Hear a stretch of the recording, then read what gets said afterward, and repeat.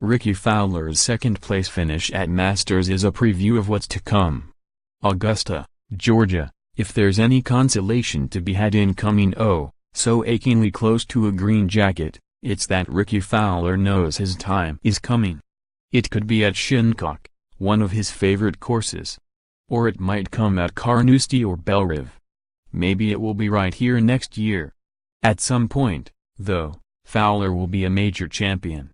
I am ready to go win a major, but this was kind of the first major week that I understood that and knew that and felt that, he said Sunday night, after finishing a stroke behind Patrick Reed at the Masters.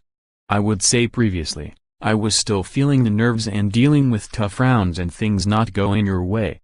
The big rounds for me was yesterday. I didn't feel my best.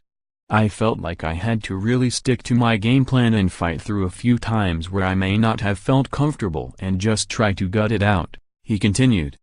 Obviously with a 65, I was very pleased with that. So I am number 39 am ready to go. More, Patrick Reed holds off Jordan Spieth, Rickie Fowler to win Masters. More, Jordan Spieth falls just short in dazzling Sunday performance. There has never been a question of Fowler's talent. He has 4 PGA Tour victories, including the so-called fifth major, the Players' Championship, in 2015. Now 29, he's been considered one of the next big things in golf for so long he's on his second go-around of up-and-comers. But while first Rory McIlroy and Jason Day and now Jordan Spieth, Justin Thomas and Reed have made their marks in the majors, Fowler is still waiting on his breakthrough. For too long, the knock was that he wasn't tough enough mentally to get it done.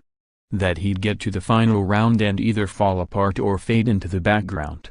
He's one of only 4 players to go top 5 in all 4 majors in the same year, and the only one to not win one of them. He has 8 top 10 finishes in the majors since 2013. The most by anyone who hasn't won a championship. Fowler's demeanor did little to challenge that notion. He is the ultimate nice guy, and is genuine in his happiness for the people who beat him out. On Sunday, he greeted Reed with a bear hug when the new Masters champion arrived to sign his scorecard. Think Tiger Woods would ever have done that back in the day? But Fowler doesn't see a point in being a jerk. He has control over only one person, himself. So it's pointless to sulk or pout over what somebody else did. I gave it my all. I left everything out there on the golf course.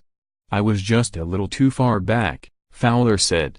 It would have been nice to have a few more coming in and give it a real chance, but we did everything we could.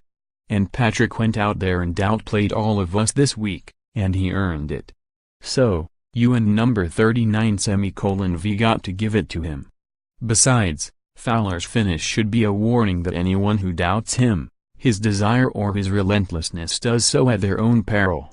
He birdied 6 of his last 11 holes Sunday for a 5-under 67. Playing in the group ahead of Reed, he stiffed his approach shot on 18 to 7 feet and knocked it in for a birdie to turn up the heat just a tad. The birdie also gave Fowler sole possession of second place, knocking Spieth to third. Over his last 38 holes, he had just 1 bogey. Any other year, any other major, his 65-67 in the final 2 rounds would have been enough to win. Obviously I want to be the one standing on top after the 4 rounds, Fowler said. But this is, if anything, it and number 39 a step forward and makes me feel better about going forward into our next major, the US Open. It and number 39 going to be fun, he added. I feel like this is a year to knock off our first. The question isn't whether Rickie Fowler will ever win a major. The question is when. Follow USA Today sports columnist Nancy Armour on Twitter @NRARMOR.